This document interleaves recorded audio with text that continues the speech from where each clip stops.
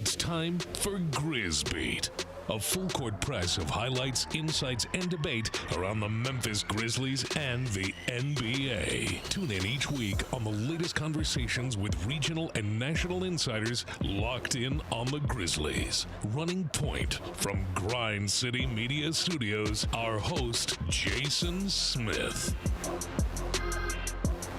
Welcome to Grizz Beat. I'm your host, Jason Smith of 92.9 FM ESPN. Excited to have another game day edition of the show with the Memphis Grizzlies looking to hand the Phoenix Suns a fourth straight loss tonight in Phoenix. Make sure you've got your notifications set for every Wednesday at 3 p.m. to join us here on Grizz Beat. We're going to have exclusive interviews with players. We had Ja Morant last week with the latest intel and a lot more every week. So make sure you're locked in with us every Wednesday at 3 p.m. Speaking of our fantastic panel, let me introduce it. We've got the great Jarvis Greer, the legend himself, Memphis Sports Hall of Famer and longtime former WMC TV Channel 5 sports director. Jarvis, how you feeling on this day? Feeling great, man. Got my MVP sweat on, my hoodie, my MVP Looks hoodie. good, I'm ready brother. to go. Looks absolutely good. Season ticket holder since day one. There he is. Respect it. Next to Jarvis is a man we call the underground king of Memphis sports media, the great Anthony Sane, host of the Anthony Sane Show on Bluff City Media. He's got the crown on. How you feeling, Sane? Man, feeling good. They keep letting me in this joint, man, so I'm going to keep coming. No, Poor lady is down in security down there, man. We got to change the locks down there. It's your definitive opinions, brother. We can't get enough of it. And via Zoom from Phoenix, where the Grizzlies face the 1-3 Suns tonight, is the guru, Michael Wallace, senior editor, contributor, and analyst for Grind City Media. Yeah, there he is. My dog. How you feeling, Michael? How's Phoenix? It's rainy here. How's the weather there, sir? Man, 90 degrees here, sunny, Lord. beautiful. You know what I'm saying? I had my breakfast by the poolside this morning before we came over for shooting around. And right here, as you can see, I'm in the building and the place to be. Good to be with you guys again. Wait, hey, Mike, what's the name of that joint now? It used to be, it was Crooked Stick, then it was this or that. And it's had 16 names since Memphis has been in the league. What do they call it now? Yeah, you said Crooked Stick. Yeah, it was Talking Stick Resort Arena. Right now it's mortgage matchup. See, you even had to look It's over this. hard to keep up. Hard to keep up. Yeah. That's our panel for this week's show. We've got the great CJ Hurt behind the glass, keeping us in line and on time, and a hard-working crew behind the scenes that we're so grateful for. Now to our starting five, our top five storylines surrounding the Memphis Grizzlies, again, as they look to hand the Suns what would be a fourth straight loss for them. To start us off, Michael's got the latest from shoot-around in Phoenix. Michael? Yeah, absolutely, man. The Grizzlies showed up on this court. They just left about an hour ago after about an hour-long workout here in Phoenix for the shoot-around. This is, so far, it's a 0-1 trip. They lost to Golden State to open the trip on Monday, and they're trying to wrap up and get split here. They were on the court. The talk was about tenacity, attention to detail, and toughness. Those were the three things that the Grizzlies talked about coming out of shoot-around. And as you can see, Jalen Wells and Cedric Coward got a nice workout in. As far as injuries, this is going to be a real quick update on this. Is a couple of names here that stand out. Jalen Green, the star guard that the Phoenix Suns got from Houston for Kevin Durant, is questionable. He could be making his season debut in this game tonight. He hasn't played all season yet because of a hamstring injury. Dillon Brooks, unfortunately, Dillon the villain, will not play tonight. He's been dealing with a groin injury. He was out on Monday's game against Utah. He won't play tonight as well. But in terms of the Grizzlies, two guys that were on the injury report, Santi Aldama and Vince Williams Jr., both went through shoot-around today. They were questionable on the injury report. Santi has been playing all along. Vince Williams has not played yet this season. He could be on course for his debut tonight. So we'll see where that goes in terms of as we get closer to tip from that standpoint. So we talked about toughness. We talked about tenacity and attention to detail. And after the Grizzlies, and many people said the Grizzlies got punked in that third quarter against the Golden State Warriors the other night when the game slipped away, I caught up with Jock Landale, who addressed the fact that the Grizzlies looked themselves in the mirror last night and after that game and want to come back with a much more tougher mindset heading into tonight's game against the Suns. Take a listen. It's the Grizz shoot-around sit-down here from Phoenix, where the Grizzlies wrap up their two-game trip tonight with a matchup against the Suns. I'm joined by Jock Landale. Jock, when you guys discover the takeaways from the other night in Golden State. Did some things well, particularly in that first half. Third quarter was where it sort of got away. What's the mindset have to be to come in here in Phoenix and sort of correct some of those things? Yeah, I think for us there's an element of toughness and just kind of sticking to the game plan that we probably didn't adhere to last 2 nights ago. A lot of it right now is kind of our defensive progression as a team and just making sure that we're all on the same page and kind of having each other's back and having the confidence in each other to kind of make the next play. So right now it's just kind of getting a continuity on the court together, which is a lot for a new team. But I think each game we keep seeing longer and longer flashes of us kind of doing those things that we're being asked to do, and it's hopefully over the course of the season we kind of start putting together some really long stretches that turn us into a great team. So that's the battle right now. No question about that. One of the things Santi Aldama talked about coming out of that game was, we got to expedite the process now. It's one thing to say, okay, we didn't have everyone in training camp or preseason, but these are real NBA games that start to count now. How much do you have to balance sort of patience, but also need to see progress? I think there's always an urgency at this point in the season. It's kind of the teams that are, everyone's in a race to try and figure out their system and structure as best as possible, and the ones that do that sooner rather than later are usually the better team. So there is an urgency to it. Santi's absolutely right, and that excuses are kind of out of the door now, and now it's action time. So for us, it's all about just each game we have to be better. And I feel as though we are maybe take away one game. Every game we've been getting better and better, and whether or not that results in a win or a loss is yet to be seen. But I think we're trending in the right direction, and over the course of this season, I think the record will show that. Okay. Lastly, you talked about toughness and sort of establishing that toughness. How much of that is a mentality versus a physicality? It's 100% mentality. I think in this league, where we all have something to our background that makes us tough, and I think every player in this league has an element of toughness to them. It's just whether or not you bring it out on a night-to-night basis. So, it's a skill set. It's a skill set to turn up every night and play with heart and play with a chip on your shoulder. And so, I think right now we need a little bit more of that. And I think that we all had a hard look in the mirror yesterday, and hopefully that translates tonight. Absolutely. The Grizzlies had a hard look in the mirror. Now they're back out here tonight against the Phoenix Suns. They've won 3 in a row right here in this building and 5 overall against the Suns in the series. For Jock Landale, I'm Michael Wallace. Keep it locked on all of our Grizzlies game night content. All right, excellent stuff there from Michael Wallace and Jock Landale. I think for me, that was the most disappointing part of Monday's loss to Golden State was the lack of a player response after Draymond Green's foul and the barking at Jaren Jackson Jr. At some point, you've got to stand up for your teammates. You got to stand up for yourself. So the talk about toughness feels obviously warranted. Leads us to our first question for the entire panel. Perception or reality? Do the Grizzlies have a toughness problem? Jarvis, we'll start with you. I'm going to say that's reality. And here's why. Because exactly what Jock Landale said. When I can't stand it. Draymond Green. Draymond's out there doing the drum major routine after the foul called, and Santi's at the line, and he skipped it past him. Somebody should have taken him out.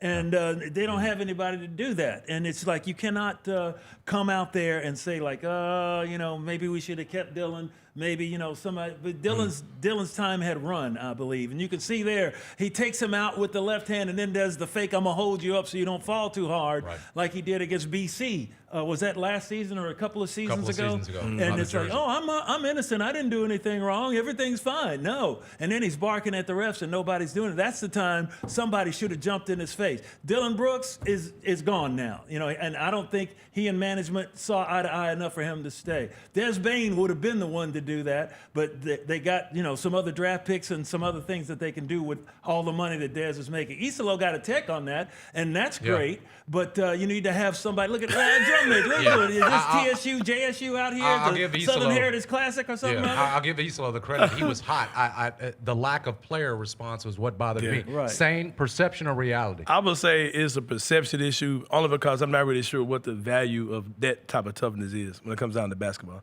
Y'all know my eyes get to rolling a lot when those type of like tough guy stuff. Like I like guys that can hoop, bro. I don't really care about all the tough guy stuff. Yeah. But mentally, they do have a mental toughness issue. That's what, Jock was talking about in the clip. I think that's evident, man, that they do have a mental toughness issue. Because what I would like to see I don't really care about the whole thing with Draymond and the stuff he does. I don't really care about all that. I want to see Jaren, okay, I'm about to drop 30 on you right now. Like, that's the mentality I want to see from Jaren, not particularly barking back or getting in his face or somebody coming to defend Santi. That's all well and good. I wouldn't want to see them come out and you know what I'm saying, with a killer mentality in the head as far as hooping is concerned. But like I said, I just said perception. I'll say perception, but just because I wonder – I've always, like, what's the true value of that type of stuff on the court? But mental toughness, I think definitely is an issue with this team for sure. Michael, reality or perception? It's a reality. It's a reality. And you heard Jock Landale said it. This was on our show sheet even before that interview with Jock. And for him to come out and admit it, it is some real issues there. So this is a reality. The Grizzlies have gone through this before, particularly against this Golden State Warriors team. And now teams are seeing, okay, let's attack the paint. Are they going to stand up to us? Are they get in foul trouble easy, and then they get mentally afraid. They have to show the mental toughness, but also the physical toughness as well, too. Something real quick. I think Zach Edey and the reinforcements when they come back will handle some of that. We saw at the end of the year, Edey started to man up a little bit when somebody came out. Hey, look, you're not going to do that, and he's big enough for people to respect that. So I think hopefully it'll change a little bit. And I think that KCP is kind of crazy. I think that's documented, but I think he may have just picked his spots. He did sort of put Jordan Poole in his place a couple of games ago. KCP, to your point. You mentioned Dillon Brooks, who is out tonight, obviously with the groin. Spent the last 2 years in Houston. He would have been one of those guys. It felt like that would have been Draymond's face. My question, though, for you, Jarvis, is kind of what you were touching on. In hindsight, would the Grizzlies have been better off keeping Dillon at this point, or did you have to move on? No, I think they had to move on because, like I said, I think it was that he and management had come to, all right, this is an impasse. It's not going to work out. Agreed. And so he went to a better situation for him, and I think the Grizzlies are going on to a better situation for themselves. Although Dillon's deal is he did bring that mental image of the swag and the toughness to the team. You know, they used to come out in come through the tunnel doing the little dance and everything, and Dillon with his wool coat on and no chest and the hair is out. No chest. I forgot all about that. And no shirt, no shirt on. Yeah. And it's just that persona was part of the swag, which was great. But I think that the way that he didn't shoot well enough. Right. It's just, you know, how they got off of, Mr. Do Something. Well, Melton. they got off of him because he wasn't doing anything in the playoffs. He was great during the regular season, but wasn't doing anything in the playoffs. Sometimes you got to make a move. Saying we saw rookie Cedric Coward explode on Saturday night in the win over Indiana. Absolutely hooping, like you said. 27 points, 6 of 6 from three-point range. Did it all in that one. How soon should the Grizzlies and Isolo be looking at considering from the starting lineup? My thing is, man, why not think about it now? I mean, if there's a lot invested in him, you took him you took him very high in the draft. This isn't some guy you took in the second round. This is a guy that you took anticipating him being a major part of what you're doing. And if you see the signs in that, if you think he can help the team out, I mean, why not try it now? I mean, the future should be now as far as it's concerned. I'm not saying they need to do it now, or really that they should do it now. But if he did it, if I look up tonight and Cedric Coward's in the starting lineup, I'm not going to feel like, oh, man, what are you doing? Like, I think it wouldn't be a crazy move to me, man. I think he's showing all the signs of a guy. And, I mean, take the shooting away, man. Like, you're talking about a guy just looking at him on the court. You can tell that he has a very high basketball IQ, that he takes smart shots. He knows where to be on both sides of the ball. I think he's a guy that he could come in and contribute to the starting lineup. And I would, if they did it now, I wouldn't be phased You at could all. say he held Steph Curry to 19. Yeah, I mean, you talk about that versatility. One night he's guarding Zion, the next night he's guarding Steph Curry. So you see it on that side. Throw him in the fire, man. Why as not? well. Finally, our last question of the starting five is for the group. What's the biggest concern that Isolo has to address with this team now 4 games into the season? Jarvis, we'll start with you. Rebounding and rim protection. Right now, the Grizzlies don't have enough or going into last night's game, they don't have enough big bodies to be in there to handle that, to move people out of the way. Will Charles Bassey help that? Well, that was my next deal. I think it will get better with the signing of Bassey because that dude is a problem. I mean, you know, I don't know why he's not on another team or how he lasted as long as he did because he gave the Grizzlies fits when he was with the Spurs. 6'10", about 240, 250, something like that, about 240 or so. He can run the rim, be a rim runner, and also he can have some rim protection for you and get you some rebound. Yeah. He can score now. He's not like somebody that's out there 1 or 2. When he gets in the game, he's going to make something happen, and he can move some bodies around. Michael, coming to you in Phoenix on this one. In your mind, what's the biggest concern for Isolo 4 games into the season? I think trying to figure out how to work this shuffling of Ja Morant and Jaren Jackson Jr. I know you want to keep one of the two on the floor at all times, but you don't have to make them mutually exclusive. And I think that's a problem. You have to figure out a way to get them playing better together. Number one, we've been talking about this now for 7 years that they've been together. How do you maximize Ja and Jaren? And until that becomes more comfortable and until that becomes a schematic, sort of evolution and priority, trying to separate them just to make sure one is on the court is basically coaching and playing with one hand tied behind your back. The defense loads up on whichever one is on the floor, and they have very little respect for the guys that the other four players that are on the floor as well sometimes too. We saw Golden State do that. They loaded up on Ja Morant, walled him up, and they dared anybody else to become effective. That was a problem right there. I think the Grizzlies have to figure out a way to make sure that they can maximize Ja and Jaren on the floor and limit when they're off the floor individually from that standpoint. Well said. Sane, biggest one for you going into Game 5 of the season? Yeah, I like what Mike was saying, but I'm going back to what Jarvis said with the rebounding, man, because for Coach Easlow's identity, for the things that he says he wants to happen, you gotta rebound. Like if you're trying to get out and be fast on the break, yeah, you can rebound. I mean, you can get out on the break after a made basket, but it's better when you secure the rebound and you can get going, right? He also values multiple possessions, so the offensive rebounding too. We've looked really bad doing certain elements of the season when it comes down to those things, but hopefully a guy like Charles Bassett can come in and resolve some of that. That is the hope with that big body. Now to the highlights. Our best dunk, dime, and defensive play. I promise I'm not going to get so excited that I skip the defensive play highlights this week. Each of our panelists is going to vote on it afterwards. This week, we're judging the best Grizz highlights from opening week. We'll start with the best two dunks. Which they had started this game with. Morant drives to the foul line, out of the double team. Omax attacks and dunks. They do play quickly. They move ball and body. Here's a 2-on-1. Steal by Conchar. Lobs it up, and Coward throws it down. We'll go with you first, Sane. What do you think? Oh, Coward. Omax is a freak athlete. It's a pretty basic dunk, you know what I'm saying? But Coward, just the lob element to it, just had a little bit more nasty to it, long arms, getting up there. He reached behind his back a little bit and caught that joint. Yeah, man, sign me up for the Coward joint. Michael, what say you? We'll go up the list. I'm going to go with the Coward dunk only because it came off of a steal and a forced turnover, and it was in Golden State, and Cedric Coward was in a homecoming of sorts coming back to California. He's a Central California guy coming back to Northern California, and he showed the explosive ability at the rim. They did off defense to offense, and I got to reward that. Bro, is it unanimous? Make it 3 for 3, fellas. While I like the way Omax recognized he had a free lane to the hoop, that alley-oop off a steal and the behind, I'm reaching behind my head and I'm throwing it down with authority in a place where everybody has eyeballs on whatever happens at the arena out there in San Francisco. That's the #1 dunk. I'm with you guys. Cedric Coward gets the crown for best dunk this week. Good pass, too. No question about it. Shout out to Jitty, man. Moving on to best dime. Maybe Jitty will be in here as well.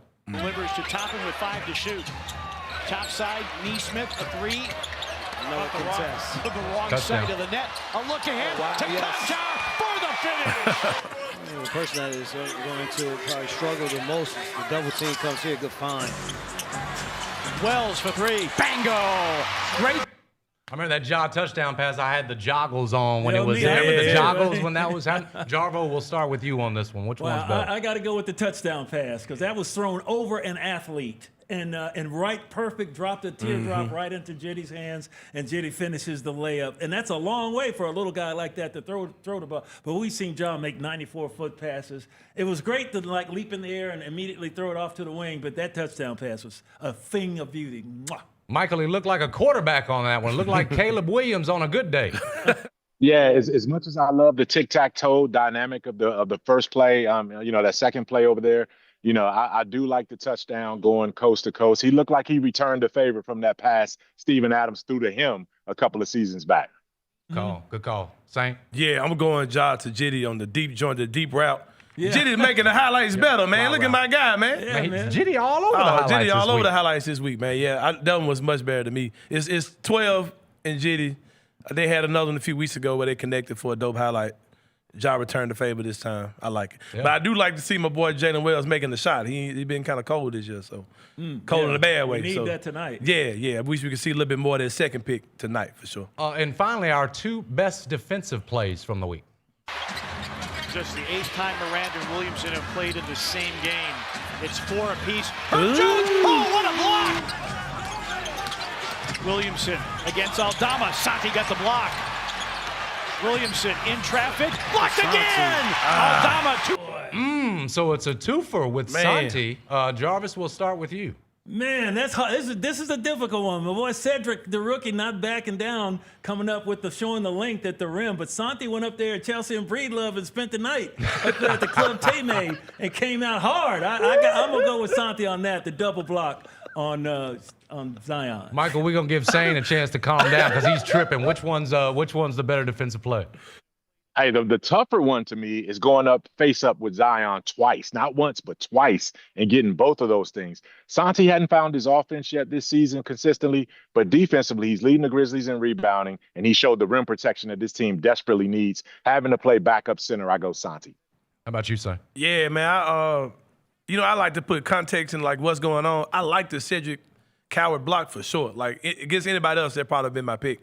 But the context of what was going on, there was like a big moment towards the end of that game to put that game away for the Grizzlies, that block for Santi on Zion. Like I said, he was kicking the Wild Bills in North Memphis a little bit, like Jarvis said. And, yeah, that was a big moment, man. Because, you remember in that game, like you had lost Jaren, you lost Landale as well. Yeah. So Santi was your center at that time, right? So, yeah, that was a big play for sure. Outstanding reel of highlights this week from the Grizzlies. Really? When we come back, can't wait to get to this. It's going to get feisty. First off, Michael's got his top 10 Grizzlies of the 25-year Memphis era, with the team obviously celebrating 25 years in Memphis this season. We'll discuss something really fun that we did this week, our panel's 4-team fantasy draft Get ready, of folks. the best Memphis era Grizzlies. Who's got the best team? Who's going home first? We'll do all that when we get back. Keep it locked. This is Grizz Beat on Grind City Media.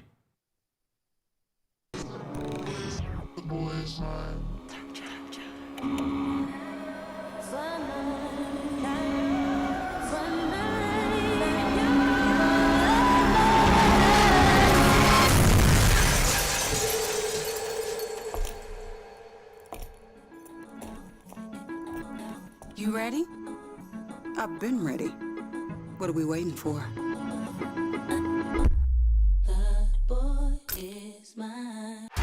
Watching the Grizzlies is easy with FanDuel Sports Network. If you have cable or satellite, you're all set. Find us on your channel lineup. You can also use your TV provider login to watch games on the FanDuel Sports Network app. No cable or satellite? Subscribe directly to FanDuel Sports Network online. You can also watch on Prime Video by adding a FanDuel Sports Network subscription. Not sure where to start? Visit FanDuelSportsNetwork.com to learn more. Jeff Dunham, Artificial Intelligence, his all-new tour. You're the other white meat. How can you be so smart on one hand and so stupid on the other? Well, you're half of it. I realize I could have avoided all this years ago with one simple word. I do not. Silence! Don't miss a Memphis. Friday, April 10th, FedEx Forum. Tickets on sale Monday, September 29th at jeffdunham.com. Thanks for showing up, Memphis. Nothing beats catching your Grizzlies IRL, and nobody knows that better than you. So next time you want to hit up a game, Ticketmaster's got your back with tickets to every upcoming matchup. Whether you're catching the Grizzlies at home or on the road, you'll find tickets at Ticketmaster, the official ticket marketplace of the Memphis Grizzlies and the NBA. Keep putting that jersey collection to use and get Grizzlies tickets today. There's no better brag than saying you saw it live. See you courtside again soon, Memphis.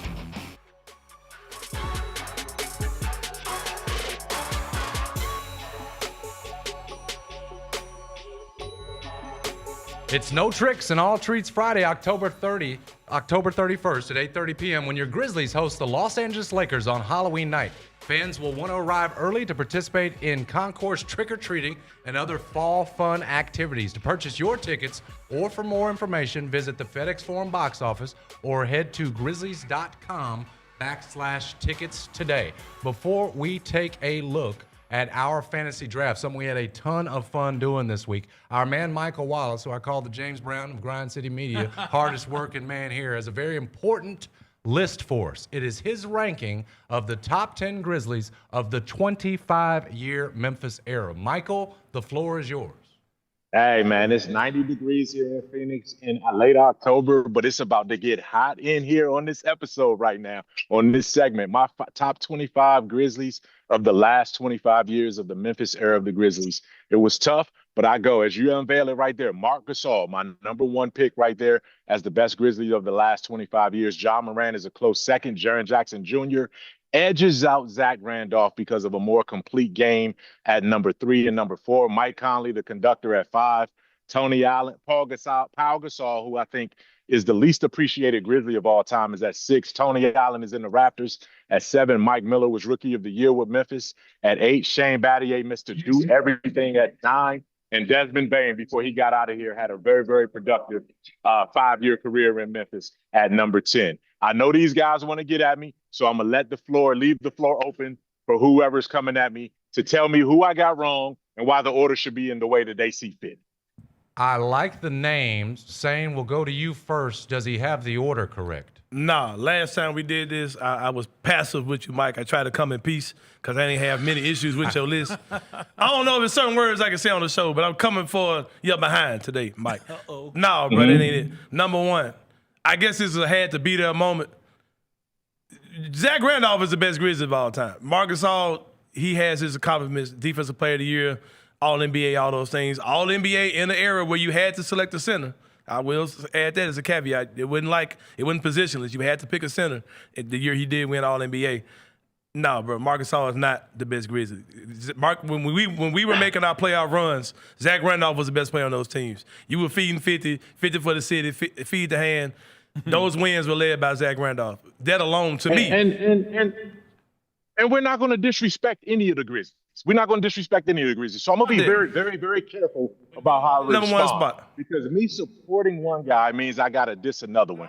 You just laid out Marc Gasol's resume. All NBA, Defensive Player of the Year, the most complete Grizzly player on both ends of the floor that's ever been in the franchise. Right? So, yeah. I mean, if that's enough, that's enough. Like Zach Randolph is a great specialist at what he did. You don't have to be 50. He's 33. No, man, you had to be there, Mike. You were somewhere in Miami when it was going down, man. You know, I was there. No, I was there. No, 50, man. I was there. It ain't Mark. I was there. All right, Jarvis. So Sane wants Zach Randolph up top, doesn't believe Marc Gasol should be 1. What problem do you have, if any, with Michael's list? I am saying Ja Morant should be number 1. Yeah, Ja Morant Zebo is for real. The ish, if I can say that, on this program, because not only if you look at his averages, anybody and everybody would want to play with this dude. He's not a selfish guy. He gets the people the ball, as we saw in the last game, man. You got a short team without, all the stars, and he's throwing the ball out to everybody and still scoring, and they got to win.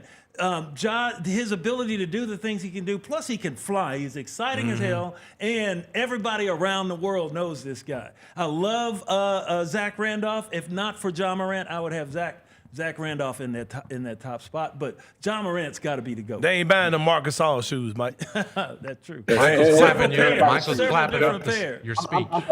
Again, because I said I'm gonna take a positive approach because I'm not gonna diss any of these guys on the list to make my case. But again, how far is Ja Morant taking these Grizzlies? They have one. How far Marc Gasol took us? Wait a minute. They went to the Western Conference Finals with Marc Gasol during a year where he was Defensive Player of the Year and one of the best centers in the league. That team repeatedly competed night in and night out, and they were all available because Marc was available. He had the kind of temperament and the kind of well-rounded game to give you everything you needed. He was the matchup problem. You couldn't stop Zebo one-on-one. You can't stay in front of Ja Morant at all. But Marc Gasol had the three-point touch, the rebounding, the shot blocking, the low post scoring, the mid-range scoring, the passing, and everything you needed to put together. So again, Ja Morant is absolutely great. But what have they done with Ja Morant leading the team? We see Mike, hold on. Excuse me, John. I love you, brother. Go ahead. Real question for you, Mike. How good would a Marcus All? Tell me how good the Marcus All led teams without Zach Randolph on the world. Drop me some numbers on them teams. But you can't do that. That's a different debate, you can do it, man. No. It's, bro, 50, team, bro. That team was great because of their collectiveness, right? I get that. But the individual best player on that good team was Marc Gasol. Zebo was a specialist. He was a specialist, and he did what he needed to do, and he was great. But look, I'm going to go next. Give me next. Next up. Go ahead. While Jaren Jackson Jr. is certainly paid like one of the top Grizzlies in history, I would drop him a little lower. I know why you've got him there. Accomplishments. He's a DPOY, versatile defensively. We call him the unicorn. I would drop him down to 6, above Tony Allen because he's got the DPOY, but behind those more proven guys that have won playoff matchups and have been there for their teams. I think I'd drop Jaren down because you're always, okay, where are you going to put him? I would have him at 6 behind Powell, but ahead of Tony. I ain't mad at you. And you know what? I can see that. That's fair. And I think of all of us and all of these guys on the top 5 of that list, the one we want to see more from, clearly, is Jaren Jackson Jr. And he has the potential to be number 1. He has the potential to be the greatest Grizzly that we've ever seen come through the franchise in terms of everything that his game has and everything he can do on the basketball court. He is the most freakish of them all, including Ja, because he has a 7-foot frame, right? Now, can Jaren get there? That's the question. But again, you can't go wrong with that top 5, man, or the top 6. I love them all. I've covered them all in different ways in different stages of my career. But that is, I could put that top 10 up against any franchise's top 10 outside of LA and some of the bigger markets and feel good about it. All right, let's see how Michael's top 10 applies to our next exercise. We had so much fun earlier this week. Yeah, it's going to be a lot of fun. You can tell it got feisty earlier. The 4 of us got together via Zoom. Now, Jarvis joined by speakerphone from the 1980s. We'll talk about that. And we did a draft. Hey, I still got AOL, so they there you go. A draft of the top Grizzlies. Look at Jarvis. He was straight out of the 80s when he joined us right there. First rule of this draft, no Vancouver Grizzlies, okay? Only Memphis era Grizzlies, obviously. Second thing, you only get the Grizzlies talents. You don't get the rest of their careers. An example, if you draft Allen Iverson, you're not getting the answer from Philadelphia. You're getting the Allen Iverson that was a Memphis Grizzly. Jarvis got the first pick. We did a snake draft with the first pick of the second round going to the person with the last pick. That was me. The order ended up being Jarvis, Sane, Michael Wallace, and then your boy. So let's take a look at first the Hall of Famers team. Jarvis, you had the coveted number 1 pick. Tell us about your squad. I'm on the clock. The clock ticks down. Here we go. My number 1 pick, as I have just already said, Ja Morant. Ja Morant takes number 1. He is the number 1 player picked in this draft for all the obvious reasons I just stated. My rest of my team is, look at these names now. You got to go back in the record book a little bit. Bonzi Wells comes in. He's back in the building. Bonzi was your second pick. Took the padlocks off. Mike Fratello let him back in the building. Bonzi Wells a forward. Then we got Tyreek Evans. He was here just for a little while, but that boy can hoop. He's the former Rookie of the Year, he's from Philadelphia, but he played for the Tigers right here in this building.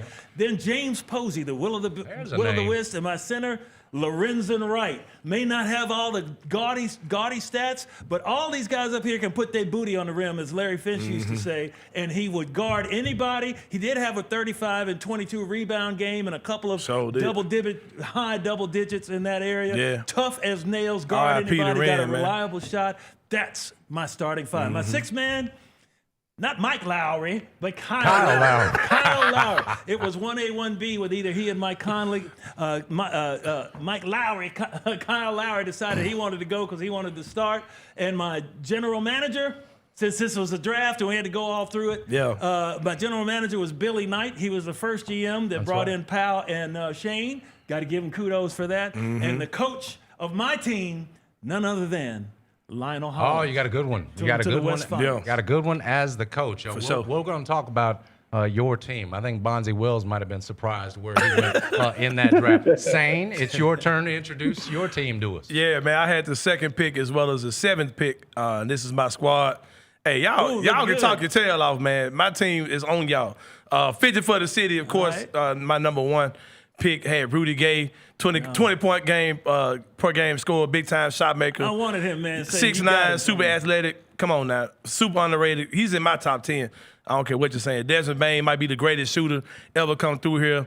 Another 20-point per game score. Shane Battier, big-time defender, playing at the 3, playing at the 4. Super versatile defender. O.J. Mayo, big-time scorer. Y'all know the juice, man. NBA Rookie of the Year candidate, his rookie year, big-time scorer, big-time shot maker. Hey, we hooping. We hooping down here. Hey, we playing positions basketball, bro. I'm drafting talent.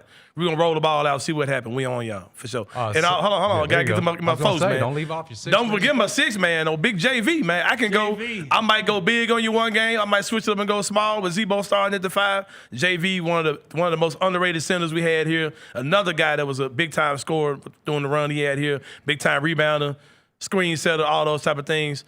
My GM is the current GM, Zach Kleiman. That's my guy. Fate brought him to me. You know what I'm saying? That's my guy. Zach Kleiman, the current GM. I got him as my GM. The king. Hubert Brown, the GOAT coach, man. The fact that y'all let Hubert Brown slip to me is egregious. And he's my coach on my team. Mike, I'm eager to go to you. We'll talk about it. I'm not sure if Sane's got a point guard. We'll do that in just a second. Don't worry about Michael that. Wallace, I know you think you're all the king of all lists and all fantasy drafts. The guru. Let's see what you got, Guru. I don't even have to defend my team. It just lays out the way it needs to lay out. Marc Gasol, my number 3 overall pick, as the franchise anchor right there. I got Jaren Jackson Jr., who we just talked about in that situation, playing beside Mark. I got a chance to see both of those guys play together for an entire year plus. Mike Miller on the wing right there, knockdown shooter, can do it from anywhere, have range all over the floor. Jay Will is going to run you up and down the floor, give you some fantastic plays and some shot making as well, too. And then your lockdown defender at the 2-guard spot who can also shoot, Eddie Jones. I think my squad speaks for itself. And then coming off the bench, the Stro Show, giving you the highlights. If anybody missed anything, he's coming down the lane and dunking it right back over there from the top, keeping the crowd hyped up in there. And then when you look at my coach, probably the best tactician that we've had in the Grizzlies on the sideline, Dave Yeager. And then at the GM, the late, great, legendary Jerry West. I don't even have to say anything more. My squad speaks for itself. Okay, well, I've got a question about what Jerry West did for the Grizzlies. I know what he did for the Lakers. Yeah. We'll get to that, Michael Wallace, before we do. My team, which I'm very proud of. I got the 4 pick. Yeah. All right, so I'm supposed to be, kind of starting behind here. But we start with Pau Gasol. Looks Obviously, good. yes, one of Mike's top 7 players there. I got Mike Conley. Remember, this is snake draft, so I get first pick of the 2nd round, and I roll with the conductor there, a man who averaged 15 and 6 for his career, shot 37.5% from 3. Then we go defense. I got Tony Allen, I've got Steven Adams, and I've got Dillon Brooks. Now, you might look at that team and say, where's the shooting? I'm going to hope that Dillon Brooks, remember him back in the day against Utah when he was the Robin to Ja's Batman? I'm looking for that Dillon Brooks offensively, but I don't know how you're going to score against me with this team. My 6th man is Brandon Clark. Got Taylor Jenkins as my coach. He is, after all, Sane's laughing. He's the winningest coach in Grizzlies coach, history. man. Yes. Yeah, He, man. he did just get fired. We understand that. I like Winningest Tay-Tay. coach in Grizzlies history. And then my GM is Chris Wallace. Chris Wallace, another, I'm hearing some more sounds here. Don't know what that necessarily means. Chris Wallace people laughed at him. He made the trade for Marc Gasol. Yep, he did. He was the architect of the core 4. And I know maybe the end wasn't necessarily end on the highest of notes. I'll take Chris Wallace as my general manager. Taylor Jenkins is the coach. So that's our teams. I tell you what, Jarvis, since you had the 1 pick, we'll start with you. Ja Morant, I got no problems with you doing that. You're going to have butts and seats. It's going to be exciting if he's there to play. Bonzi Wells, Tyreek Evans as your 2nd and 3rd pick. Hey guys, Controversial picks. They're not in Michael Wallace's top 10. It doesn't matter. Well, remember now, I've got as the way the draft goes around with the names out there, I got guys, and I had these guys on my mind. Bonzi Wells, Tyree, they can both, as I said, put their booty on the rim, and they can take you outside, they can take you off the dribble, they can score anywhere on the floor, and they can occasionally play you some good defense. James Posey, as the will-o'-the-wisp, I call him, he looked like he was skinny, but he was, skinny strong, sinewy strong. One of them country strong boys that can come up all of a sudden, he's got a steal, he's going the other way, running the break. He was on that first 50-win team that the Grizzlies had, and he was a large part of that. Lorenzen Wright, the great Lorenzen Wright, local kid, went to BTW, played at Memphis. University of Memphis, and then became a Grizzly in the franchise move to. He was part of the trade, right? in the Pau Gasol trade. He came here from Atlanta. And I think his toughness, you talk about you need tough guys on the court. Kyle Lowry, has played on a championship team, won a championship after the Grizzlies, but it was good enough to be a starter. It was the mentality between which one would obey the head coach at the time, Lionel Hollins, my GOAT head coach, or who would, go off and do his own thing. And, of course, Lionel Hollins, took him to the West Finals. Billy Knight gets the kudos for making the big move to bring in a Pau Gasol who nobody knew about, and who ended up being Rookie of the Year, two-time, however many time All-Star he was. I think this team can run up and down the floor and make you play defense for 48 minutes and get the job done. Well, you got John Morant out. John Morant's a winner, folks. And I think that he makes all that work. And then you got guys that can score at every level the rest of the way. I think your presentation of your team might be longer than your stay in these playoffs. Oh, yeah, we get you up out here. Saying, am I right? Is Jarvis going to be the first team dispatched? Let's just get that out the way. I'm on Jarvis to you first. I ain't going to hold you. I'm on Jarvis to you first. Hey, I'm getting all y'all up out here, though. All y'all finna get packed up. My team, bro. What y'all got going on? First of all, I got the GOAT. Zach Randolph, 50 for the city. All these non-playoff performer dudes y'all got on y'all team, bro. I got Rudy who's going to drop 20, 30 a game. Who's your point guard, Saint? Bro, we play a position as basketball, bro. I was not going when my pick came up and we don't have the greatest history of point guards, period. I said, give me a talent. Give me O.J. Mayo. Give me a 20-point scorer, a shooter, combo guard. We just going to keep the ball moving. That looked like Turnover City right there. Turnover City. That denial y'all guys going through is sick. They tried O.J. Mayo at the point, and it didn't work. What the comments saying, man? My team is on y'all tail. I don't know what y'all talking about. O.J. doesn't want to see Tony Allen. Hey, I know you ain't talking about this all-heart, no-hooping team you got over here, bro. Ain't nobody scoring buckets on your team. Now, hold on. Ain't nobody scoring the ball. Now, hold on. Michael said we ain't sending shots out at Grizzlies here. All of them are good. I hear you, but I'm just letting you know why we're going to be on y'all. Mike, you finna get this smoke too, man. Hey, this ain't the Miami Heat, Mike. I see you got Jay Will, Mike Miller, Eddie Jones on your team. I know that's your squad, man. Yeah, this is a Grizzlies joint, man. Mike, you look like Duke. Man, what? Finna get packed up, man. Eddie Jones coming in there. Check the comments, CJ. I didn't think about the Grizzlies that ended up being Heat and vice versa. But I tell you what, look, Jarvis's team will be a great 3-on-3 half-court team, right? They have no shooting at all. So if you extend the game beyond the free throw line, that team can't do nothing to anybody. Zebo led that team. Now listen, I give Saint credit. That team will win a street fight, no question about it. If it got rugged and rough, that team will win that fight. Zebo gonna choke somebody out, but they gonna get all ejected. They cannot get up and down the floor. You will beat that team up and down the floor easily. They'll be worn out, tired, fouled out by the time the first half is over with. So the only issue I got, the only challenger I can really look at is Jay Smooth's team right there. That's talent, that's toughness, that's shooting ability and all of that. But I love the fact that I have the versatility of the bigs. 2 NBA Defensive Players of the Year who can both score and get you on the other end of the offense as well. Mike Miller spacing the floor doing his thing. Jay Will controlling the pace. Stromile Swift blocking and protecting the rim.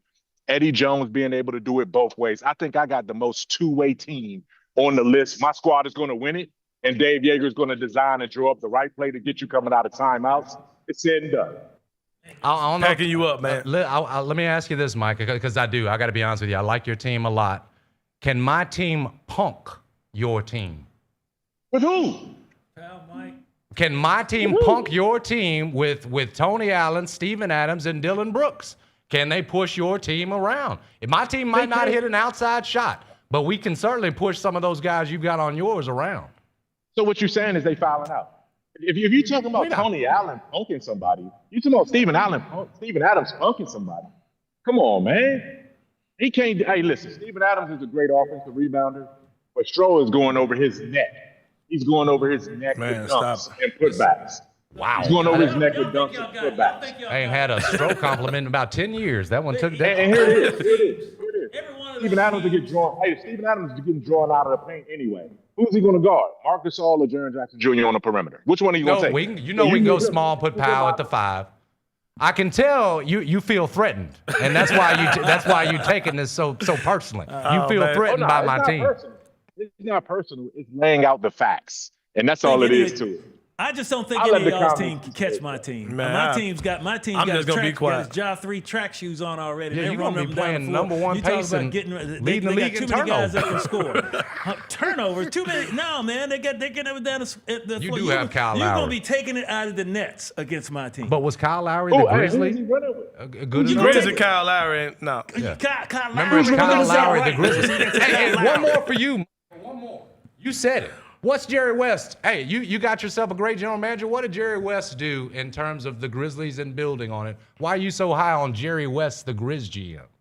Because the fact of the matter is, when he showed up in Memphis, he made the Grizzlies relevant. He made them relevant. Any player or any coach or any agent that ever even thought about not coming to Memphis would take Jerry West's phone call. Now, I know what you're going to hit me back with. He told Kobe not to come. Kobe wasn't leaving LA no matter what. If anything, he was going to go to Chicago. He wasn't coming to Memphis. So I'm going to leave it at that. Hey, I got to jump in here real quick. You talk about the Grizzlies needing toughness. Who going to go up against Bonzi Wells? If somebody take out Santi like that, Bonzi Wells would be in the booty hole. Bonzi's going to be suspended. Would be all over that. Remember in Sacramento when he took out, what's his name? No, I got guys out there that man, they off the corner, boys. They coming at you. Hey, John, I was trying to understand the analogy with the booty on the rim thing, too, man. You got to break that one down. Well, hey, you getting jumped. You can get up there high. That's what I'm talking about. Okay. All of them can jump. All of them can leap. And all of them can score and take the ball out. You think you got a layup? No, man, they're coming from behind and knocking that stuff out. You got some position. Jarvis going to get Fizdale. He's going to get fired 9 games into the season. That's what's going to happen. What was that Fizdale thing? Take that for data. Yeah, take that. Yeah. I am confident in my team. My GM, Billy Knight, the only thing I remember him really being famous for is maybe I will. Maybe I won't. You know, that was his deal when he was here. He got to Memphis and nobody knew anything about him, but he did bring Powell and Shane in, which I got the kudos. Yeah. But Lionel Hollins will find a way to get these guys together and get them to play tough and rough and fast. He will get the best. He wanted to play fast, but he adjusted his style with the players that he had. So I think my team takes it. Y'all go home. A lot of fun stuff here. Maybe you guys, you viewers, can tell us here who won. You see, we're not going to be able to come to sort of any conclusions. After the break, we'll take a spin around the rest of the league. Which players' teams have impressed us the most in terms of our panel, and who's let us down the most? All that when we get back. This is Grizz Beat on Grind City Media. Let's face it, there's a lot of trash talk in basketball, but the great teams let their performance do the talking. Like Ford F-150 with Pro Power on board, a class-exclusive industry-first feature that turns your truck into a mobile generator and leaves the competition speechless. Ford F-150, official truck of the Grizzlies. Greatness starts here at your Mid-South Ford dealer. Class is full-size pickups under 8,500 pounds, GVWR.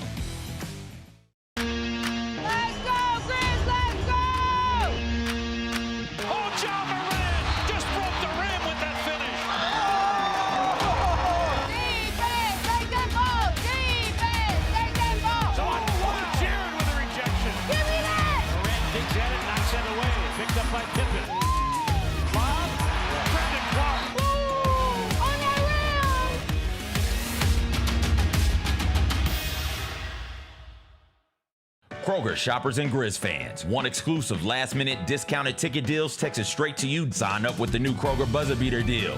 Fans can sign up by texting Grizz to 636-479 or visit your local Kroger store in the Delta Division and scan the QR code.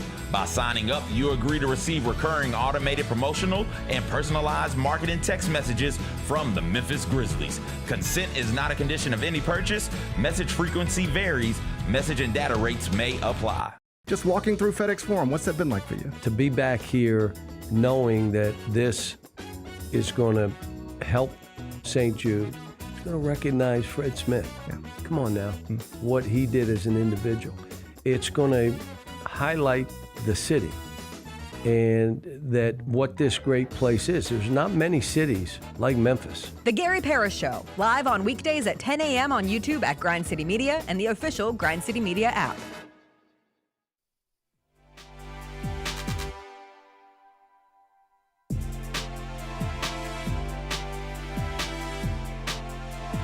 It's Grizzlies game time, and we're bringing the energy to Trophy Room in Collierville for a watch party presented by Michelob Ultra on Sunday, November 2nd at 5 p.m. Come cheer on the team with Grizz Nation as they take on the Toronto Raptors. Bring your crew, wear your gear, and show up for the Grizzlies. For more information, visit grizzlies.com/watch party.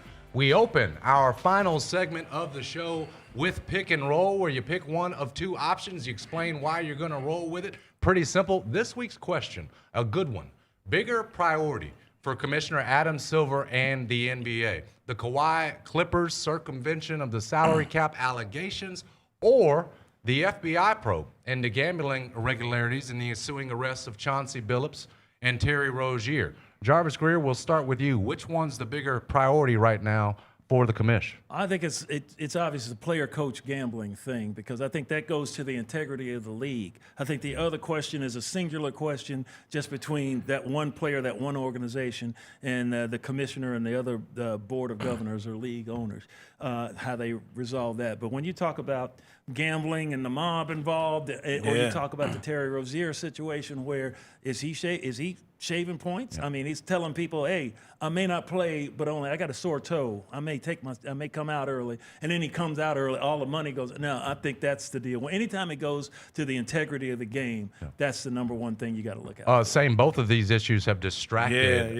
from what's been a great opening week of the league, from the actual games themselves. Which one in your mind is the bigger issue? Man, like you said, it's two things that are just like so unprecedented. It's just wild, man. Just two wild stories, you know. Like I struggle going back and forth on this one for a while, but I'm going to go with the gambling as well, man. This is, like you said, this is something that questions the integrity of the game on all levels. It's one of those things with the Kawhi thing. It's so isolated that you feel like those things are happening, but you kind of feel like it only happens within a handful of teams. Like you feel like only a few teams that even do all that or even have the capability to do all that. And most people don't really even care. Yeah, exactly. And with this gambling thing, it could literally be anybody, bro. It could be, you know, the best player on the team down to, you know, a guy that's on a 10-day or a guy that's on a, you know, a two-way deal or whatever. It's so random, and it's so hard to figure out who's doing it, how it could be. You know, it's one of those things that, how do you control it? You know what I mean? How do you sanction those type of things? So I think that's a much bigger deal because, like I said, it questions a lot of the integrity of any game you're watching. Any given game, you could be wondering, is something weird going on? Yeah. Michael, you covered this league for a long time. Is it the gambling issue or is it the issue with the Clippers? Well, I think it depends on how you state the question. What is the bigger priority for the commissioner to resolve right now? I think that it's the only one that he can actually have control over, and that is the Clippers and the Kawhi Leonard situation. The federal government is involved in the gambling situation. They are doing the things that they need to do, the investigations, the suspensions. They're withholding pay for Chauncey Billups and Terry Rozier. So the commissioner is taking steps within the government's guidelines in terms of what he's capable of doing. But this thing with the Clippers, you can't allow that to continue to linger because, number one, if you're going to suspend them, at what point do you go ahead and do it while there's still seasons and games to be coming up? Like, you got to figure out if he's going to get suspended or if there is going to be a suspension, you got to do it at some point before you get too deep into the season. But you also got to resolve this issue before you get to February in that same building where Steve Ballmer owns. You're talking about the NBA All-Star game being there. And if you don't resolve this before then, that's going to continue to be the biggest story in terms of going into you talk about overshadowing. That's going to overshadow the All-Star game as well. Oh, great point on the All-Star game that I had not considered. Next, we'll go around the league and do some predictions in fill in the blank. I'll make the statement. Our panel will fill in the blank. Our first statement, most impressive player or team I've seen during opening week is, Jarvis, we'll start with you. Wemby. Victor Wembanyama, my God, what a the guy 7'5". What, he grew an extra 2 inches while he was out with whatever that was he was out with, and now he's out here dribbling between his legs, hitting step back threes, That's blocking incredible. 6 shots, and can leap from beyond the free throw line, can stand underneath the goal and dunk by himself. It's just he's just an incredible athlete. He's athletic to be that big. He's not just a big stick walking around. No, he is an athletic basketball player who just happens to be 7'5", and it's impossible to shoot over him. The skill's Guards unreal. coming in, Yeah. they change their mind and go back out. It's got to be Wembanyama. How about you, son? He's one of the scariest players I've ever seen. And you're not just talking about potential. You're seeing things he can do on the court that are asinine, bro. Like, it's great. Like, it's stuff that he's out there doing. And the fact that he's so tall makes him absolutely unguardable. Like, he made Anthony Davis, who's one of the best defenders of all time, bro, made him look like he wasn't even out there. First of all, he looked like he was 2 feet shorter than him, like he's playing against a child. And AD's a grown man. He's a big player. We've seen him, out physical our guys, forever. But like the stuff that Wemby can do, you're talking about a guy whose reign of terror, man, could be insane for the next 7-8 years. Multiple MVPs, multiple DPOYs. Player of the year. Yeah, you talking about voter fatigue. Like, that dude, if he can get that team, if they can build that team around him the way that they need to, like in the coming years, and they've got some of the pieces there, they're just young, they're just kids. But if that team grows, like, Wemby could be, come on, man, like, he could be phenomenal. Like, Ja jammed on him, though. Didn't count, but he did do it. Ja got to do a lot more of those to deal with that dude. Michael, for you, most impressive team or player? The most impressive team and play or set of players is the Sixers backcourt. You know what I mean? When you talk about Tyrese Maxey and what VJ Edgecombe are doing as a dynamic duo, and they're both young, they're both taking the league by storm. The Sixers are undefeated, and they don't even necessarily need Joel Embiid or Paul George. Neither one of those guys has really come back yet to be who we thought that they were going to be. So for them to still get out to this kind of start, man, that Sixers backcourt is one of the most dynamic backcourts that No, definitely. And I'll tell you what, if Embiid is bought into letting those young guards lead the way. He had 25 points, I think, in 23 minutes. If they keep it short for Embiid, keep him efficient, maybe that's a way that you can keep him locked in all season long and keep him healthy. Here's one. It's early, but I might have been wrong about. Sane, we'll start with you. Man, bro, I'm about to get emotional on this one, man. These dudes won't go away, man. It's the Golden State Warriors. It's like I've been hating these dudes for like 15 years, man. Like, I hated them when they were like young and up and coming, and Steph Curry had to, You hated them? I hated him when he had like the fortune cookie angles that would break easy. Like, I hated that version of Steph. I hated him like peak of his powers with KD Warriors, and they were like the super team killing everybody. Then I thought they got old, and they got Jimmy. He's old too. Like, man, those dudes are good, man, and they're gonna be good the entire season. I felt this way even before they played the Grizzlies. When I saw them play Denver, I was like, yeah, man, like, Steph ain't getting old.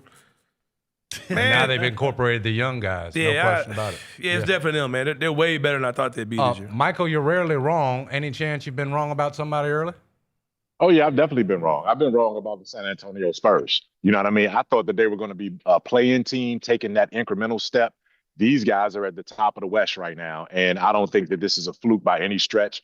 They're doing it with dynamic guard play and these young guys, the rookie of the year last year, coming back now. Now they have Dylan Harper as well, among the leaders in assists among rookies. And then they're doing it around Victor Wembanyama with some veterans sprinkled in. The Spurs might be for real. They might be top 4 good if this season plays out. I'm going to go with the Chicago Bulls. 3-0 Bulls? 3-0 Bulls. Yeah. I did not see that coming. They made a couple of additions around the Australian kid that they brought in from Oklahoma City that's playing really well. 3-0 Bulls, that did not compute to me at this time, at any time during it. I didn't expect them to have a 3-game winning streak. No, understood. So I'll go with the Bulls. And finally, 1 week into the season, I'm already out on this player or team. You don't need to see anything else. Michael, we'll start with you. I came into the season having high hopes, and I fell for the okie doke with Trae Young and the Hawks. And I'm gonna go ahead and punt on that one right now. They don't look dynamic at all.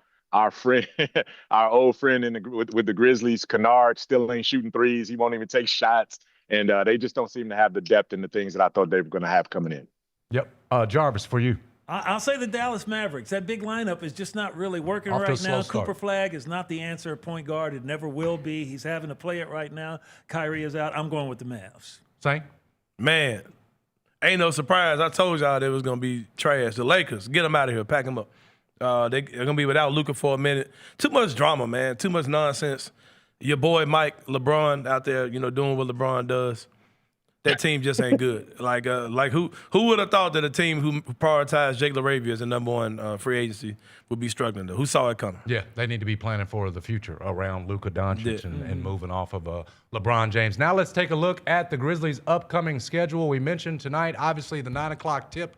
They've got Phoenix trying to hand the Phoenix Suns a 4th straight loss. On Friday, we talked about it. Halloween, the Los Angeles Lakers coming to town.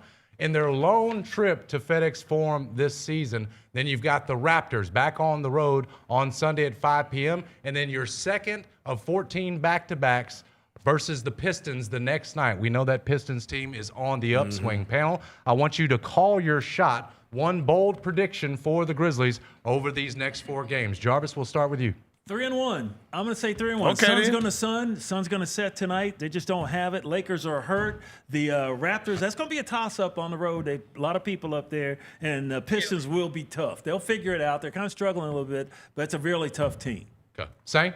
Man, I think I don't have any on-the-court stuff. I guess it is on-the-court still, but we're going to see a little transaction action going on, man. I think they're going to make room for my guy Charles Bassett, man.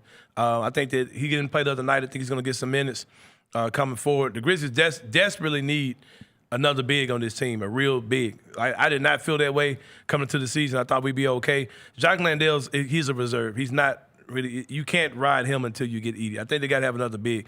Now, whether Bassett starts or not, whatever, but I think they will do something to keep either Bassett or add some other big to this team. I think that's – no matter how good everybody else is playing, there's such a issue with the bigs. I think they're going to do something to bring him or somebody else to the roster. That's bold. Michael, give me a bold one on the way out of here. And in the meantime, Shane, I totally agree with you. I called that a couple of weeks ago in one of our earlier shows. But in the meantime, Jaren Jackson Jr. will get a double-double tonight against the Phoenix Suns. It's time. He needs to go ahead and go out there and ball out. Jaren Jackson Jr. gets a double-double tonight.